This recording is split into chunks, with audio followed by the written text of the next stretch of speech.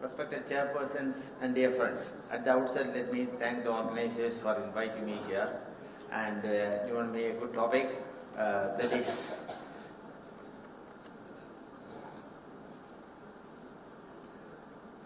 adrenal dysfunction in intensive care units.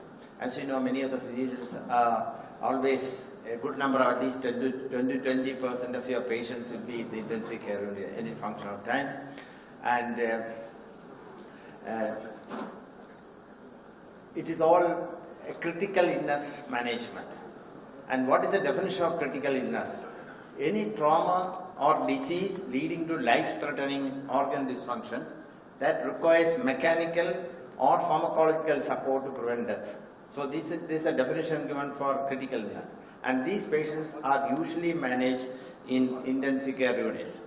And a wide array of drugs, sophisticated mechanical devices, and high-tech monitoring system have allowed a tremendous increase in the immediate short-term survival of these critically ill patients suffering from acute lethal insult. But because they survive the acute illness, they are now a term of chronic patients are coming who are going to stay in the intensive care for a week or more, and they come out and they create another adrenal dysfunction problem cases. And if you look at the neuroendocrine response to critical illness, it responds differently to two phases of critical illness. Especially in the acute phase, the pituitary is secreting activity, but the target organs are resistant and most of the peripheral hormones are low. These adaptations may be beneficial in the struggle for short-term survival. But in the prolonged phase, there is a uniform suppression of neuroendocrine axis, which may be responsible for the low target hormones. These may not be beneficial as they may contribute to the wasting syndrome of prolonged illness. And we are talking today about the cortisol response in the intensive care. And it is a state of centrally activated hypercortisolism is considered to be the cornerstone of human endocrine stress response. If you and I get any stress response, the thing is that your cortisol will be going up and it is centrally controlled. And it is an evolutionary beneficial adaptation. The metabolism, cardiovascular system and immune systems are all benefited by this cortisol response. Vitally important to the maintenance of vascular tone. When you are critically ill, the cortisol is necessary for maintaining the vascular tone, the endothelial integrity, vascular permeability, and total body water distributions are all decided by the circulating levels of corticosteroids.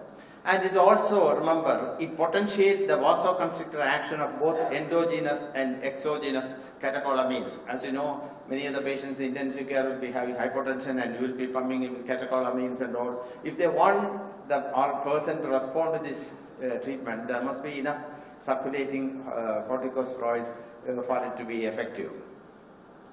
So, when you look at the adrenal axis in critical illness, normally the diurnal pattern of cortisol secretion is controlled by ACTH, which in turn is regulated by CRH.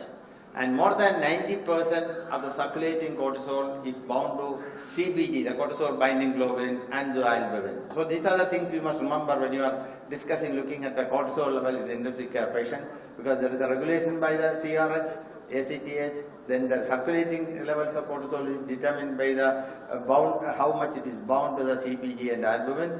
And you should remember alteration of CRH, alteration in ACTH, cortisol and cortisol binding globulins can occur in critically ill patients. So what happens in the acute phase? The cortisol level increases due to elevated CRH and ACTH within few minutes of the critical illness starting.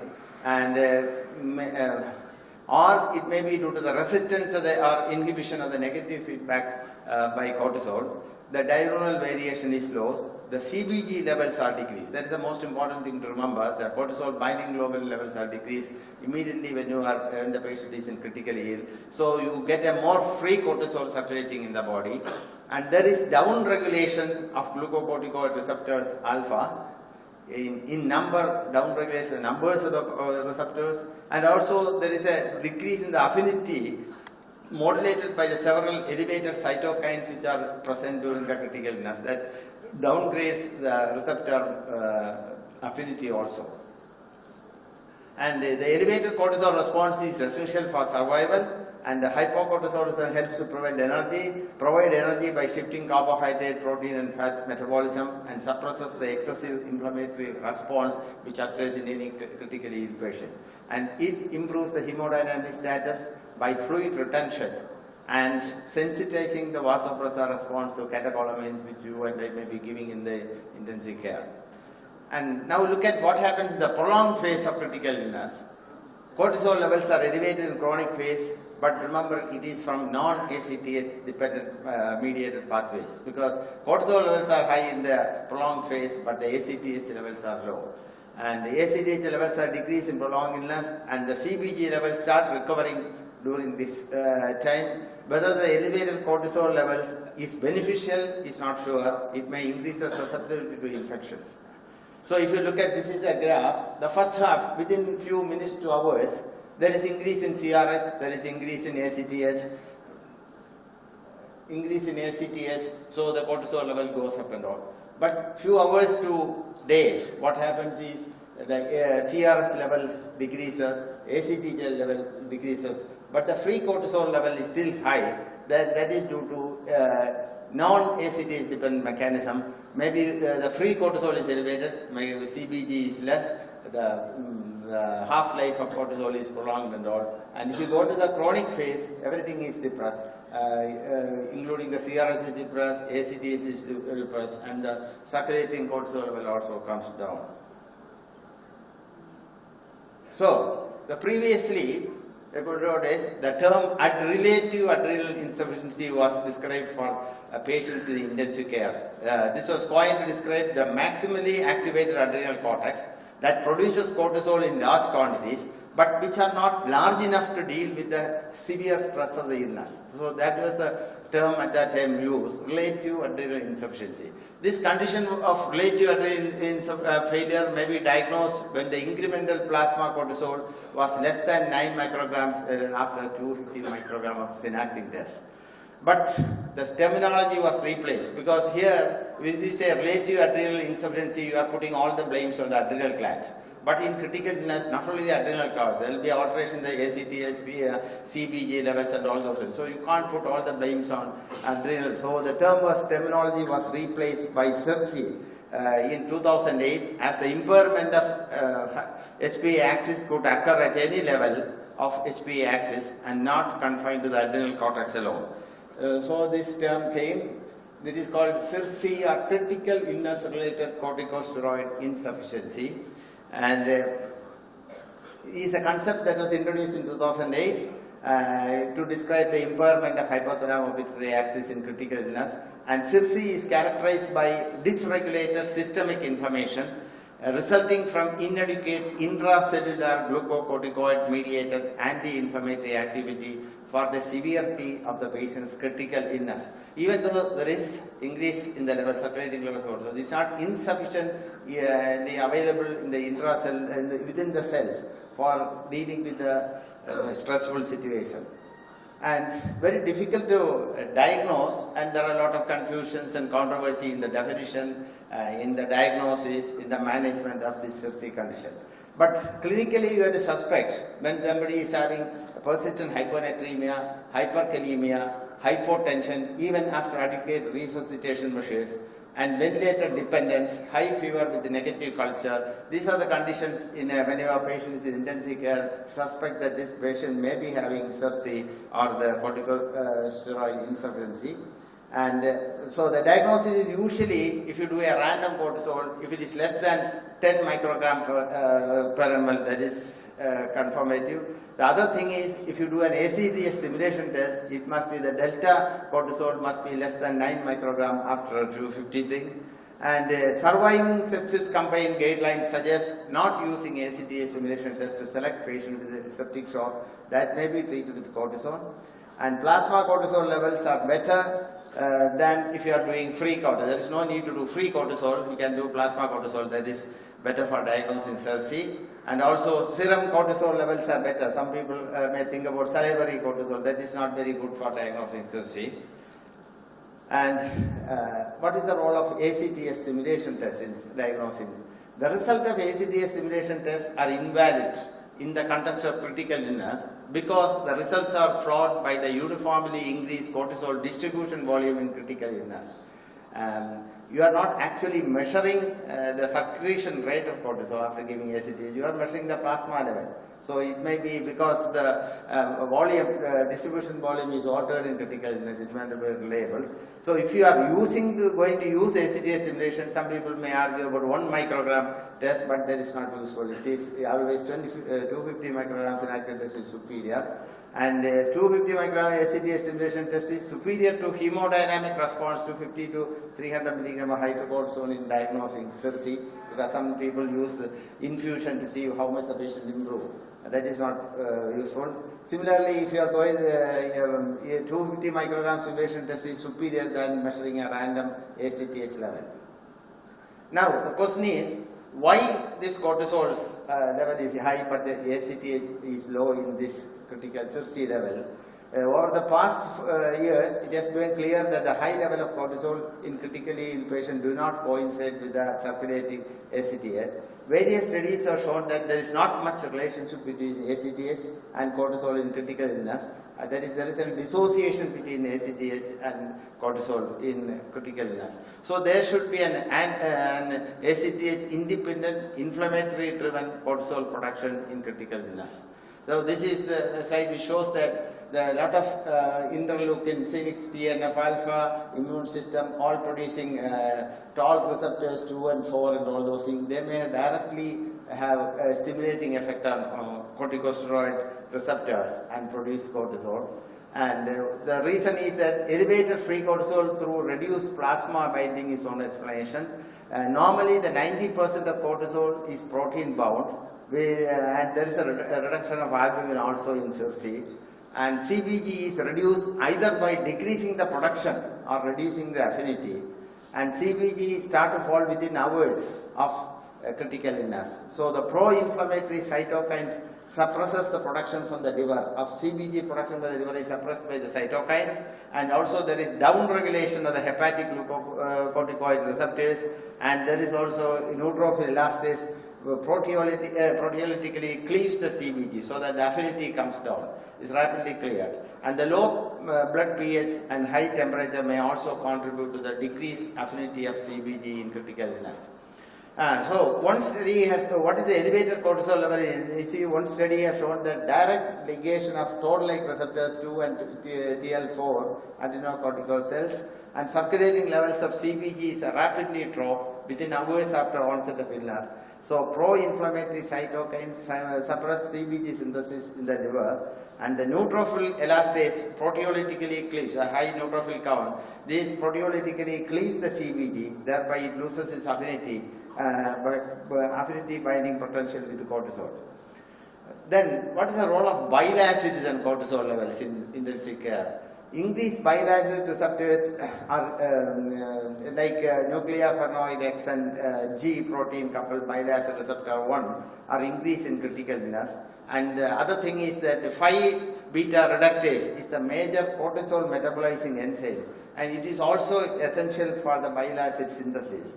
And the increased bile acids in critical illness suppresses the 5-beta reductase expression, so that the cortisol breakdown is reduced. The cortisol is normally broken down by 5-beta reductase enzyme. That is suppressed by the increased levels of bile acids which are seen in critical illness. And also plasma bile acid is seen elevated levels are seen in critically ill patients. And after these elevated plasma bile acids can also go to the brain and produce alteration in the HPA axis. That is, after passing the blood-brain barrier, bile acids can enter the neurons via the apical sodium-dependent bile acid transporter, ASBT, and can bind to the glucocorticoid receptor. And this binding of bile acids to hypothalamic CRH secreting neurons can cause central HPA suppression. And that may be one reason why the ACTH levels are low. This shows that there is no, only the binding, there is no structural damage to the cells in hypothalamus in critical illness. Then, coming to the use, what is the role of corticosteroids in CIRSE? Corticosteroid need not be used in adult patients with sepsis but without shock. So that patients in critical, in intensive care patients, if there is no shock, there is no indication for steroids. And corticosteroids should be used in patients with the septic shock, not responding to fluids and vasopressor therapy. That is, those people with shock must be treated with the corticosteroids. And the dosage of corticosteroids in septic shock should be a long course and low dose. And corticosteroids should be used in patients with early, moderate to severe ARDS. And corticosteroids should be used in patients with major trauma, that is the SIRS. The other thing is, the hypothesis that patients with septic shock and CIRSE would benefit from stress dose of hydrocortisone was tested in 4 RCTs in 2002 and later on. Of these 4 large RCTs, 2 showed that there is a reduction in mortality in the intervention arm compared to the other placebo arm. But the problem was these 2 big studies showed benefit of mortality was having the same author. He has done the study in the interval of 3 to 4 years interval. So the same author done the study in his intensive care, he got the best results. But the other two, there was no difference in the mortality. But the other 2, there also the one thing was what there was no serious short-term harm for the patients who are put on steroids. That even if you give steroid, there is no benefit, but there is no harm except for hyperglycemia, which is usually seen when you give high dose of steroids. And the most studies showed that reversal of shock and earlier weaning from ventilator in the intervention arm. So if you give steroids, even though there is no improvement in mortality, there is some reduction of the time of or improvement in the weaning time from the ventilator in these patients, and there is no serious short-term harm effects. And half-life of cortisol is 5 to 8-fold longer during critical illness. So you must not use the full doses which are usually in the stress situation. The previous speaker has shown the production will be up to 500 milligrams. But you do not use such much because the half-life of cortisol is 5 to 8-fold longer in critical illness. So the doses of 200 to maximum 400 are probably even too high for this. So you will have to use slightly lower doses because the half-life of corticosteroids is prolonged in critical illness. And don't remember, and also when you are talking about the critical illness producing corticosteroid insufficiency, remember that we doctors can also produce, because of a therapy, can also produce low cortisol critically ill patients. And because critically ill patients require broad spectrum pharmaceutical agents, including antibiotics, antimycotic, inotropes, anesthetics, and analgesics. And many of these have off-target adverse effects, because we may be giving for sedation. For example, etomidate, a sedative is given, but it lowers plasma cortisol by inhibiting 11-beta hydroxylase, one side.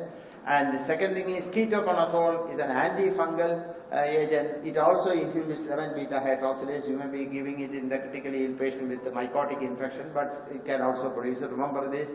Then opioids and propofol are also lowers, which are usually used in critical illness patients, can also produce low cortisol levels. So these drug-related causes should also be kept in mind when you are interpreting a low cortisol value in a critically ill patient. So what should I conclude by saying that endocrine response to critical illness may vary depending upon the duration. It may be acute, during the acute phase the change will be different from the chronic phase. Cortisol production during critical illness is not much higher. Instead, increased availability of systemic cortisol by various mechanisms, decreased levels of CBG, decreased breakdown of cortisol by liver and kidneys. That is how it is may not be due to increased production, the increased availability and increased circulating bile acids are probable reasons for the low CBG, cortisol binding protein levels in critical illness patients. And low ACTH and in CIRSE may be due to feedback inhibition by elevated cortisol levels by peripheral mechanism, and also can be due to a central HPA axis suppression by the bile acids. And ACTS stimulation test in ICU setting is invalid as the test results are confounded by increased cortisol distribution values in critically ill patients. A random cortisol, serum cortisol level of less than 10 milligram is enough to make a diagnosis of sepsis. A current treatment guidelines for septic shock is hydrocortisone 200 milligram daily. It may increase the BP, reduce the inflammation, but without any proven mortality benefit, but with no serious short-term harm to the patient. So if you use it maximum to around 200 to 300, not more than 24 hours. And the clinical frustrations of dealing with the critically ill patients with high mortality rate may tempt many clinicians to use hormones, but our urge to do something should not tempt us to do anything to manage the patient. Thank you very much.